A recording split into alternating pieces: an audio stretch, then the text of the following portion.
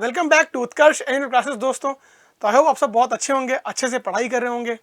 तो जैसा कि हमने आपको प्रॉमिस किया था कि जितने भी खासकर हिंदी मीडियम बच्चे हैं जिनको ऐसा रहता है कि सर इतना अच्छा कंटेंट अवेलेबल नहीं है, बुक्स में उस तरह से नहीं डिफाइंड चीज़ें हैं, तो उनके लिए हमने एक यूट्यूब पर विशेष सीरीज चलाई थी जहाँ पर हमारा एम क्या था सर, जहाँ पर हमारा एम था कि हम कॉन्सेप्ट थ्रू विजुअल्स के मन से हम चीज़ों को आंखों से देख लेंगे कि प्लांट में चीज़ें कैसे लगी होती हैं, कैसे वो काम करती हैं, तो इससे आपके समझने में आपको काफ़ी आसानी हो जाए। दूसरी बात, एक बार जब कोई चीज़ देख लोगे तो वो तुमको देर तक याद रहेगी।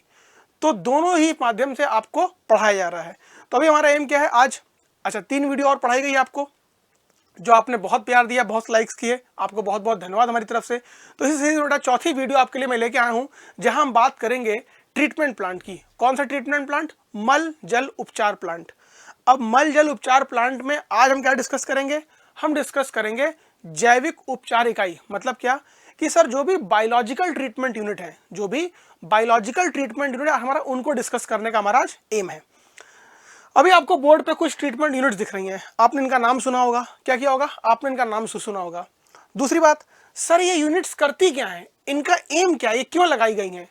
तो ये लगाई गई, ध्यान सुनिएगा, जो आपका मल जल है यानी कि जो वेस्ट वाटर है, तो वेस्ट वाटर में प्राइम इंप्योरिटी क्या है सर? वेस्ट वाटर की प्राइम इंप्योरिटी है कार्बनिक पदार्थ यानी कि ऑर्गेनिक मैटर। तो वेस्ट वाटर की प्राइम इंप्योरिटी ऑर्गेनिक मैटर।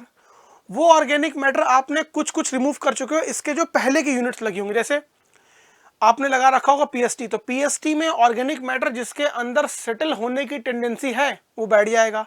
उसके बाद आता है 2 डिग्री यूनिट, सेकेंडरी यूनिट या जैविक उपचार इकाई। अब जैविक उपचार इकाई का काम क्या है? पानी में मौजूद या मल जल में मौजूद कार्बनिक पदार्थ को विघटन करना। अब एक कार्बन पदार्थ है कौन सा? ये है सर डिसॉल्व ऑर्गेनिक मैटर। तो जो घुले हुए कार्बनिक पदार्थ हैं पानी के अंदर, तो ये जितने यूनिट्स बने हुए हैं सारे का सारा क्या काम करेंगे सर? ये सारा का सारा ये काम करेंगे कि जो घुले हुए कार्बनिक पदार्थ हैं उनके विघटन हेतु ये लगी हुई हैं इकाइयां। तो अभी तक सिर्फ ये समझ में आया कि ये काम क्या करेंगे। तो ये प्लांट में लगे होते हैं घुले हुए कार्बनिक पदार्थ को डिकम्पोज करवाने के लिए। अब ये काम ये करेंगे कैसे? तो ये काम हम कराएंगे जैविक माध्यम से, यानी कि बायोलॉजिकल तरीके से हम ये काम करेंगे। अब वो बायोलॉजिकल तरीके से कैसे काम करेगा, उसी पे सारा यूनिट जो है वो बेस्ड है। अब पहला यूनिट स्टार्ट करते हैं, जिसका नाम आपने बचपन सुन रखा होगा, जिसको बोलते हैं सेप्टिक टैंक। तो पहली यूनिट आपको दिख रही है सर, साफ साफ सेप्टिक टैंक। तो ये होता है सेप्टिक टैंक, जमीन के अंदर लगा होता है, आपके घरों में लगा होगा, हमारे घरों में लगा हुआ है। अब ये काम क्या करेगा? सेप्टिक टैंक के अंदर जब वेस्ट वाटर आता है, तो सेप्टिक टैंक एक ऐसा टैंक है जो कि अपने आप में अवसादन टैंक और साथ ही साथ में डाइजेशन टैंक दोनों की तरह काम करता है एक साथ। तो सेप्टिक टैंक में सॉलिड्स सेटल भी करते हैं और डाइजेस्ट भी करते हैं। अब सवाल ये है कि सर डाइजेशन कैसे होती है? तो ये जो आपका पाचन है, तो इसमें जो वेस्ट वाटर का पाचन होता है वो होता है एनएरोबिक माध्यम यानी कि अवायवीय माध्यम से। और अगर मैं पूछूं कि ये काम कैसे करता है, तो ये काम करता है sir anaerobic suspended growth system पे, मतलब कि अवायवीय निलंबन प्रणाली पे काम करता है। यानी कि इसमें जो बायोमास बनेगा, तो इसमें सर बायोमास के अटैच होने के लिए आपने कोई मीडियम या माध्यम प्रोवाइड नहीं कर रखा है। तो सेप्टिक टैंक में वेस्ट वाटर के जो ऑर्गेनिक मैटर है उसके डिकम्पोजिशन के बाद जो बायोमास बन रहा है, तो बायोमास निलंबित स्थिति में है, सस्पेंडेड स्थिति में है, वो किसी मीडियम से अटैच नहीं हो रहा है। इसीलिए इसका नाम क्या है? सस्पेंडेड ग्रोथ सिस्टम, यानी कि निलंबित या निलंबन कह लो, निलंबित कह लो, निलंबित विकास प्रणाली। और माध्यम कौन सा है सर? माध्यम है आपका अवायवीय। क्यों? क्योंकि ये ऑक्सीजन की गैर मौजूदगी में काम कर रहा है। अब काम कैसे करेगा? तो ऑर्गेनिक मैटर डायरेक्टली आएगा, डिकम्पोज होगा कैसे? अवायवीय माध्यम से। अगर कोई चीज अवायवीय माध्यम से डिकम्पोज हो रही है या विघटित हो रही है, तो एट द एंड प्रोडक्ट क्या बनता है सर? मीथेन बनना चाहिए। जब तक मीथेन नहीं बनेगा हम बोलेंगे डिकम्पोजिशन कंप्लीट नहीं है, तो इसमें से मीथेन गैस फाइनली निकलेगा। और ये काम करता है सेप्टिक टैंक। अब बात करते हैं सेप्टिक टैंक के कुछ डिजाइन डेटा की जो हमको याद होना चाहिए। पहला बात करते हैं सीवेज प्रवाह दर क्या है सर? ये होता है 40 से 70 एलबीसीडी। अगर आपने उसमें सलेज को और जोड़ दिया, अब ये सलेज क्या चीज है? सलेज मतलब होता है वो वेस्ट जो आपके किचन और बाथरूम से आ रहा है। तो किचन और बाथरूम के वेस्ट को कंबाइंडली मिला क्या बोलता है सर? सलेज बोलते हैं। तो अगर आपने इसमें सलेज को और जोड़ दिया तो ये बढ़ जाएगा, हो जाएगा 90 से 150 एलपीसीडी। अब बात करते हैं इसके विड्थ की और L बाई बी रेशियो की। सर विड्थ इसका 750 सेंटीमीटर ज़्यादा होना चाहिए और L बाई बी रेशियो 2/3 होना चाहिए। ठीक है, अब आता है कि सेप्टिक टैंक का जो एफ्लुएंट है, एफ्लुएंट करेंगे, एफ्लुएंट को कहाँ भेजेंगे आप, तो सेप्टिक टैंक के एफ्लुएंट को आप भेजते हैं या तो सोकपिट में या डिस्पर्जन ट्रेंच में।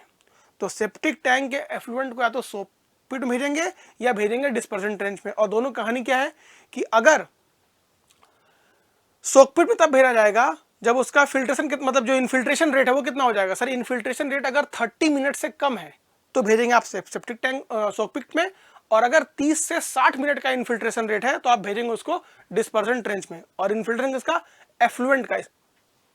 आगे बढ़ते, ये वो काम करता है सेप्टिक टैंक। तो सेप्टिक टैंक बारे में सारी कहानी हो गई क्लियर। अब इसका बड़ा भाई, इसके बड़े भाई बोलते हैं इमहॉफ टैंक। तो सेप्टिक टैंक का बड़ा भाई कौन, इमहॉफ टैंक। इमहॉफ टैंक और सेप्टिक टैंक में काम करने का बेसिक डिफरेंस क्या है, बेसिक अंतर क्या है।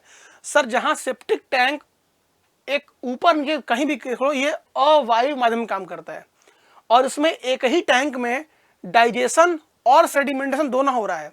तो सेप्टिक टैंक में क्या हो रहा है, एक ही टैंक में डाइजेशन और सेडिमेंट दोनों हो रहा है। अगर मैंने डाइजेशन और सेडिमेंटेशन दोनों अलग अलग चैम्बर में करवा दिया तो मैं क्या बोलूंगा उसको, सर उसको फिर आप सेप्टिक टैंक नहीं बोलेंगे, आप उसको बोलेंगे इमहॉफ टैंक।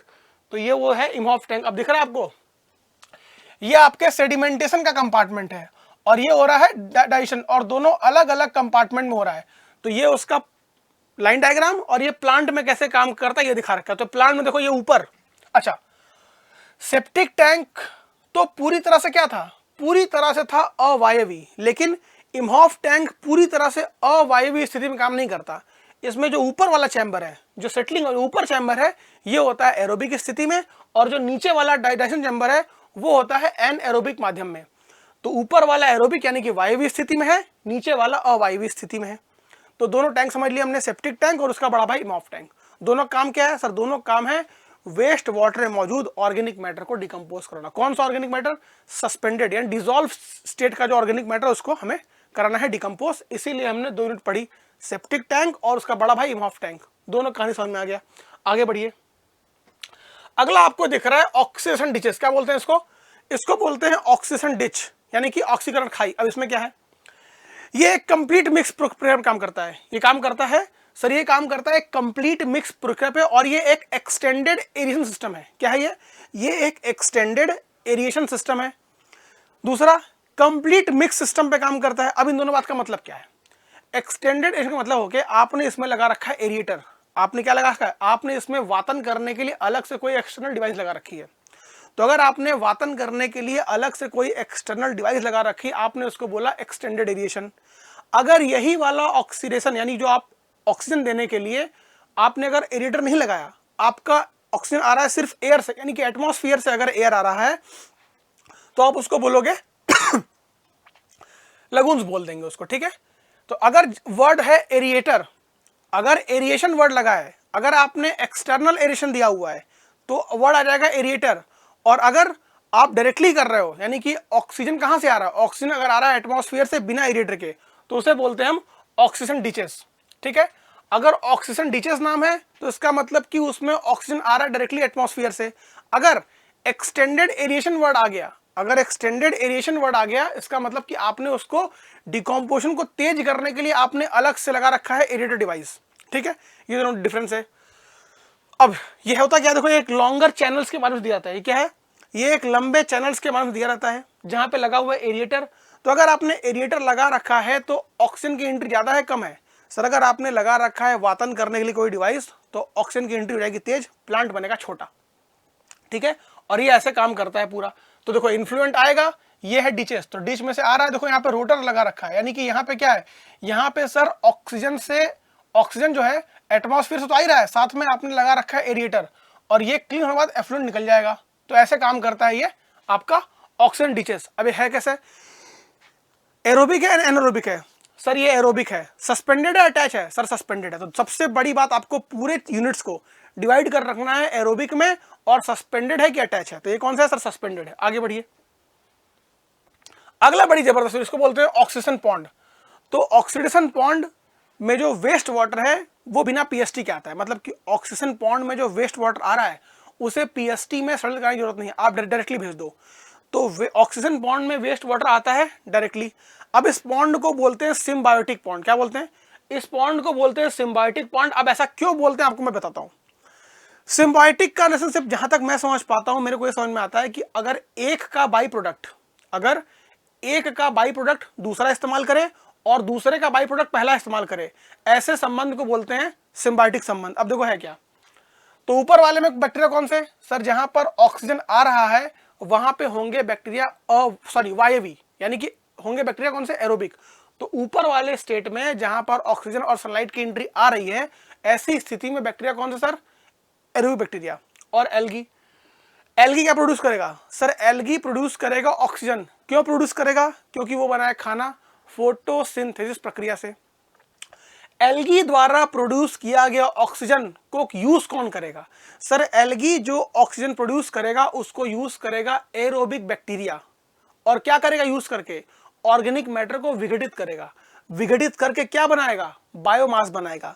तो ऑर्गेनिक मैटर को डिकम्पोज किया गया एरोबिक बैक्टीरिया के द्वारा और बनाया गया बायोमास। ये बायोमास कौन यूज कर लेगा सर, ये बायोमास दोबारा से एल्गी यूज कर लेगा न्यूट्रिएंट के तौर पे। तो एल्गी ने बनाया ऑक्सीजन, उसको कंज्यूम किया एरोबिक बैक्टीरिया ने। एरोबिक बैक्टीरिया ने ऑर्गेनिक मैटर को डिकम्पोज करके बनाया बायोमास। उस बायोमास को कौन कंज्यूम कर रहा है, एल्गी। तो एल्गी ने दिया O2 ने ये कंपोज करके बनाया बायोमास और इसको यूज कर रहा है।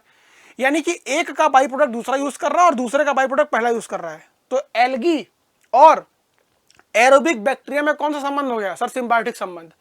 ऐसा ही सिम्बायोटिक संबंध जो नीचे यानी कि जो एनारोबिक बैक्टीरिया है और ऊपर जो बैक्टीरिया है एरोबिक, उनके बीच में बने। कैसे? एरोबिक वाला जो बायोमास बना रहा है वो एनारोबिक वाले के लिए क्या हो जाएगा, न्यूट्रिएंट हो जाएगा, वो उसको यूज करेगा। और साथ में जो ये आपका एनारोबिक वाला है, जो अवायवी वाला है, वो ऑर्गेनिक मैटर को डिकम्पोज करके बनाएगा CO2 मीथेन H2S में। जो CO2 वाला कार्बन है उसको यूज कर लिया कौन, एरोबिक वाला बैक्टीरिया। और इसी तरह से एक इनके बीच में बन गया संबंध। तो एल्गी और एरोबिक माइक्रो ऑर्गेनिक बीच में बायोटिक संबंध, एरोबिक और एनारोबिक वाले के बीच में एक सिम्बायोटिक संबंध बन गया। इसको बोलते हैं ऑक्सीकरण का तालाब। दूसरा, अगर हम बात करें इसके ऑर्गेनिक लोडिंग रेट की, तो सबसे इंपॉर्टेंट तो एक तो ऑर्गेनिक लोडिंग रेट का यूनिट पता होना चाहिए। तो KG per hectare per day में होता है। और कहां से होता है, तो 150 से 300। सवाल पूछा हुआ है कि ऑक्सीजन पॉन्ड का ऑर्गेनिक लोडिंग रेटिंग कितना होता है। Sir organic loading rate oxygen pond का होता है 150 से 300 KG per hectare per day. ठीक है, आगे देखिए। अब इसके एफ्लुएंट को हम नदी में नहीं भेजेंगे, इसके एफ्लुएंट को हम नदी में नहीं भेजते। क्यों? क्योंकि इसमें बहुत हाई लेवल का होता है डिकम्पोजिशन, उसको नदी में भेजने का मतलब नहीं है। क्यों? क्योंकि न्यूट्रिएंट है, वहां पे एल्गी ग्रो कर जाएगा।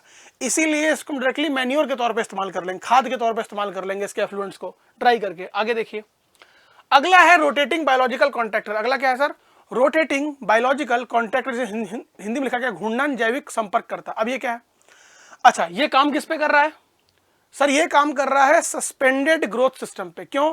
क्योंकि अभी तक आपने बायोमास को अटैच होने के लिए कोई लेयर या कोई मीडियम नहीं दे रखा है। अभी देखो आगे, ये आ गया आपका रोटेटिंग बायोलॉजिकल कॉन्ट्रैक्टर। ये क्या चीज है सर, रोटेटिंग बायोलॉजिकल कॉन्ट्रैक्टर आपस में एक पास रखे हुए डिस्क हैं जो कि सिलेंडर का रूप ले लेते हैं। तो आपस में पास रखे हुए डिस्क हैं जो कि सिलेंडर का एक रूप ले लेते हैं। अब सर इसमें होगा ये कि ये जो आपका बायोलॉजिकल कॉन्ट्रैक्टर है, ये पानी के अंदर, कौन सा पानी, वेस्ट वाटर। तो पानी के अंदर लगभग 40% डायमीटर तक डूबा रहता है, 40% डायमीटर डूबा रहता है। और क्या होगा, ये घूमेगा। ये जब पानी के अंदर घूमा है और जब पानी के अंदर घूम करके निकल के बाहर आएगा तो इस पर क्या अटैच हो जाएगा, तो इसके ऊपर चिपक जाएगा ऑर्गेनिक मैटर। अगर ये वेस्ट वाटर में डूबा हुआ है और ऐसे घूमेगा, जब घूम के ऊपर आएगा तो इसके सरफेस पे क्या चिपक जाएगा, ऑर्गेनिक मैटर। उस ऑर्गेनिक मैटर को विघटन कौन करेगा सर, ऊपर जो वायवी बैक्टीरिया हैं वो डिकम्पोज करके बनाएंगे बायोमास, फिर घूम करके अंदर जाएगा, फिर घूमेगा। ऐसे कर करके उसके ऊपर बार ऑर्गेनिक मैटर अटैच होगा। उस ऑर्गेनिक मैटर को डिकम्पोज करेंगे वायवी बैक्टीरिया और बनाएंगे बायोमास। तो बार बायोमास की परत बनती चली जाएगी। जब बायोमास की लेयर बनती चली जाएगी तो धीरे धीरे क्या होगा, एक वक्त के बाद जो सरफेस पे अटैच जहां से हुआ है, जहां से चिपका है बायोमास से, अब उसकी थिकनेस बढ़नी शुरू हो जाएगी। जब बायोमास का थिकनेस बढ़ेगा तो अंदर वाले लेयर पे फूड और ऑक्सीजन दोनों नहीं जा पाएगा। ऐसी स्थिति में वहां पे शुरू हो जाएगा एंडोजीनस रेस्पिरेशन। और वहां पे जब खाना और ऑक्सीजन नहीं है तो बैक्टीरिया आपस में खुद से खुद को मारना शुरू कर देंगे और बना देंगे डेड सेल मास, और फिर ये बायोमास की लेयर उस पर से उखड़ जाएगी। इसी तरह से होता है डिकम्पोजिशन किसमें, आरबीसी में, रोटेटिंग बायोलॉजिकल कॉन्ट्रैक्टर में। तो ये पूरा लिखा हुआ है कहानी। और ये काम कैसे करता है, तो ये इसका ओरिजिनल डायग्राम, ये इसका प्लांट डायग्राम। तो ये लाइन डायग्राम दिखा रखा है, ये इसका दिखा रखा है ओरिजिनल डायग्राम। और कार्बनिक पदार्थ का विघटन इसमें नाइट्रेट लेवल तक होता है, यानी कि इसका एफ्लुएंट में क्या मिलेगा आपको मिलेंगे न्यूट्रिएंट्स मिलेंगे। दूसरी बात, ऐसे तो लिखा गया ये कि एक अटैच ग्रोथ सिस्टम है, तो ये एक वायवी और अटैच ग्रोथ सिस्टम है, ठीक है, संलग्न विकास प्रणाली पे काम करता है। लेकिन अगर हम रियल टर्म में देखें तो हमेशा ये 40% डूबा हुआ भी तो है। तो ये अटैच, अगर हम बात करें रियल एब्सोल्यूट टर्म में, तो सर ये अटैच और सस्पेंडेड दोनों सिस्टम का रिजल्ट है। इसीलिए इसका जो एफिशिएंसी बहुत हाई निकल के आता है। क्यों? क्योंकि इसमें दोनों मीडियम यूज हो रहा है, यानी कि अटैच भी हो रहा है। क्यों? क्योंकि बायोमास इसके ऊपर अटैच भी कर रही है और हर समय 40% हिस्सा क्या हुआ, डूबा हुआ है। बट फिर भी अगर ऑप्शन में आता है तो ऑप्शन में आप मारेंगे क्या, अटैच ग्रोथ सिस्टम और एरोबिक अटैच ग्रोथ सिस्टम, ठीक है। ये हो गया आपका दूसरा यूनिट। अगला बड़ा अच्छा ट्रिकलिंग फिल्टर। अगला क्या है sir, trickling filter. Trickling filter किस पे काम करता है सर? ट्रिकलिंग फिल्टर एक तरह का एरोबिक अटैच ग्रोथ सिस्टम है। एरोबिक क्यों? क्योंकि इसमें जो विघटन होगा वो होगा वायु माध्यम से। अटैच क्यों? क्योंकि आपने बायोमास को अटैच होने के लिए मीडियम दे रखा है, फिल्टर मीडिया। अच्छा, ये मैं इतनी देर से जो बायोमास बायोमास बायोमास बोल रहा हूं है क्या सर? बायोमास मतलब होता है ऑर्गेनिक मैटर के विघटन के बाद जो बनेगा उसे बोलते हैं बायोमास। तो ऑर्गेनिक मैटर के विघटन के बाद जो प्रोडक्ट बनता है उसको बोलते हैं बायोमास। तो बायोमास में माइक्रो ऑर्गेनिज्म की संख्या बहुत ज्यादा होगी, ठीक है। तो एक बार ये होगा ट्रिकलिंग फिल्टर।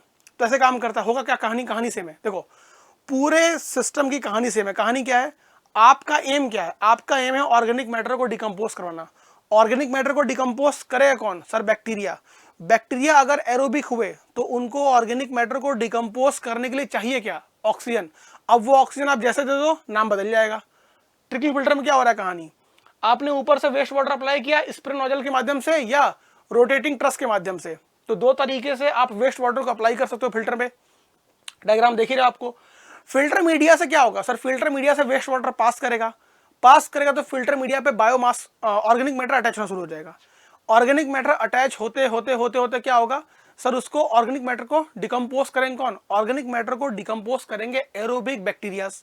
डिकम्पोज करके क्या बनाएंगे बायोमास। तो धीरे धीरे फिल्टर मीडिया के ऊपर क्या होगा, बायोमास की लेयर बनना शुरू हो जाएगा। बायोमास की लेयर बनना शुरू हो जाएगा। एक बार बायोमास की लेयर बन जाएगी फिर क्या होगा, बायोमास की थिकनेस बढ़नी शुरू हो जाएगी। थिकनेस बढ़ते बढ़ते बढ़ते बढ़ते इतनी बढ़ जाए कि जो इंटरनल वाला पार्टिकल है, जहां पे सरफेस कांटेक्ट में है बायोमास के और फिल्टर मीडिया के, वहां पर खाना पहुंचना बंद हो जाएगा।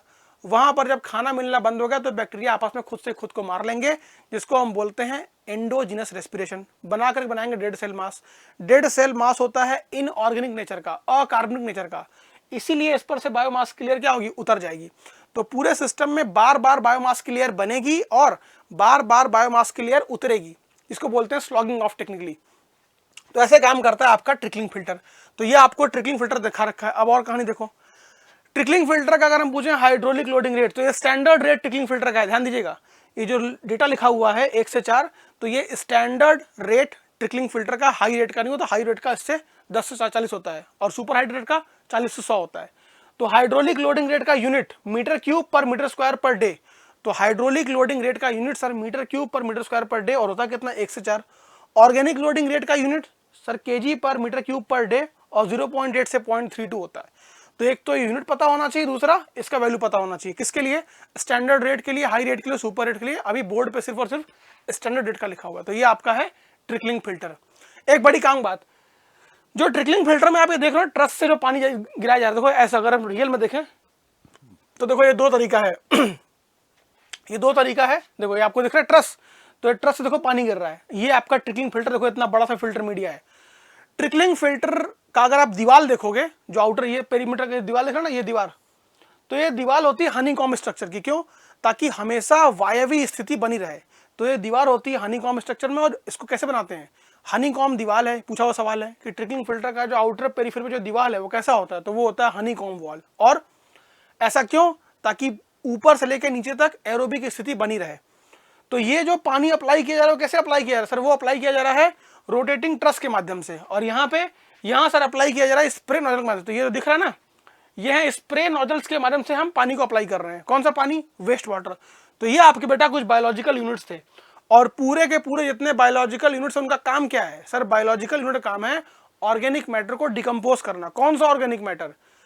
डिसॉल्व ऑर्गेनिक मैटर, ठीक है। तो ट्रिकलिंग फिल्टर हो गया, आपका ये रोटेटिंग बायोलॉजिकल कॉन्ट्रैक्टर हो गया, देन आपका ये ऑक्सीजन पॉन्ड हो गया जिसमें सिम्बायोटिक बनता है, क्या संबंध बनता है। आगे ये आपका ऑक्सीजन डीचेज हो गए, ये आ गया आपका इमॉफ टैंक, सेप्टिक टैंक का बड़ा भाई, ये आपका सेप्टिक टैंक। तो इस वीडियो में क्या देखा हमने? इस वीडियो में बेटा हमने देखा कि कैसे कैसे बायोलॉजिकल यूनिट्स काम करते हैं। तो ये वेस्ट वाटर ट्रीटमेंट यूनिट का प्लांट था। तो ये जितने यूनिट्स थे कहाँ आएंगे सर? ये मल जल उपचार प्लांट में आते हैं। और किसके लिए आते हैं सर? ये आते हैं ऑर्गेनिक मैटर को डिकम्पोज करने। कौन सा organic matter? Dissolve organic matter, ध्यान देना है। और आपको याद क्या रखना है इसमें कि कौन सा यूनिट कौन सी स्थिति में काम करता है, कौन सा अटैच है, कौन सा सस्पेंडेड है। अब जितने हमारे प्यारे बच्चे हैं हिंदी मीडियम के, बेटा आपके लिए छोटी सी अनाउंसमेंट क्या है, जो भी बच्चे हैं हिंदी माध्यम के लिए, उनके लिए क्या? देखो, अगर आपको एसएससी जेईई अभी फिलहाल क्या चल रही है? टेस्ट सीरीज चल रही है। तो जितने बच्चे हो बेटा एसएससी जेईई की टेस्ट सीरीज, जिनको भी मेंस की टेस्ट सीरीज ज्वाइन करना है, वो ऑनलाइन और ऑफलाइन मोड दोनों में ज्वाइन कर सकते हैं। टेस्ट सीरीज बहुत इंपॉर्टेंट है। जब तक आप टेस्ट सीरीज देके रियल एग्जाम का प्रेशर फील नहीं करोगे, आप परफॉर्म नहीं कर पाओगे एग्जाम हॉल में। तो इतना कंपटीशन का लेवल हाई है, तो आपको मेरे हिसाब से टेस्ट सीरीज ज्वाइन करनी ही चाहिए। अगर आप ऑफलाइन दे सको बहुत अच्छी बात है, आपको रियल प्रेशर फील हो जाएगा। अगर आप नहीं आ पा रहे हो, आपको ऑनलाइन ज्वाइन करना है, गो फॉर दिस। तो बहुत रिलेवेंट प्राइस रखा गया दोनों का। अच्छा, अगर आपको मेंस बैच ज्वाइन करना है, तो हमारी जितनी भी एक्सपर्ट फैकल्टीज हैं, अगर आपको उनसे पढ़ना है हिंदी माध्यम के लिए खासकर, तो दोनों बेटा ऑनलाइन और ऑफलाइन दोनों बैच आप ज्वाइन कर सकते हैं। बैच का प्राइस सामने लिखा हुआ है, तो बहुत प्राइस रखा गया है रीजनेबल। अगर आपको कंप्लीट फाउंडेशन कोर्स चाहिए एई और जेई का, तो अगर आपका सपना है कि आपने स्टेट में एई और जेई बन के अच्छी सरकारी प्रतिष्ठित नौकरी करना चाहते हैं, और आपको इतने कम पैसे में हम ऑफलाइन ऑनलाइन दोनों बैच में आपको करा सकते हैं, तो एई जेई बैच जो भी बच्चे हैं हिंदी माध्यम के लिए आप ज्वाइन कर सकते हैं। तो ऑनलाइन बैच भी है, ऑफलाइन बैच भी है। ऑफलाइन का पढ़ने के लिए कहाँ आना पड़ेगा? ऑफलाइन पढ़ने के लिए आपको आना पड़ेगा जयपुर। तो हमारा कहाँ चलता है सर? जयपुर में चलता है। कहाँ पे? मेट्रो पिलर नंबर 66, गुजर की थड़ी, गोपालपुरा बाईपास पे। आप स्वागत है आपका। तो जितने बच्चे हमारे प्यारे बेटा हिंदी मीडियम बच्चे हो, आपके लिए मैं ऐसे ही कंटेंट लाता रहूंगा, ताकि आपकी अंडरस्टैंडिंग। देखो, डायग्राम देखने से क्या होता है सर? डायग्राम देखने से हमारी अंडरस्टैंडिंग बहुत देर तक बन जाएगी। अभी एक बार देख लेना आपने पैंट, देखो मान लो ये डीजेस है, एक बार डीजे आपने देख लिया, काम कैसे कर सामने आ गया। तो डायग्रामेटिक रिप्रेजेंटेशन चीजें देर तक याद रहती हैं, ठीक है। और बाकी और जो मैंने वीडियो बना रखी है उनको भी देखिए। तब तक के लिए बड़ा ध्यान रखिए। मिलते हैं आपसे नेक्स्ट वीडियो में इस तरह प्यारे कंटेंट से। Thank you very much.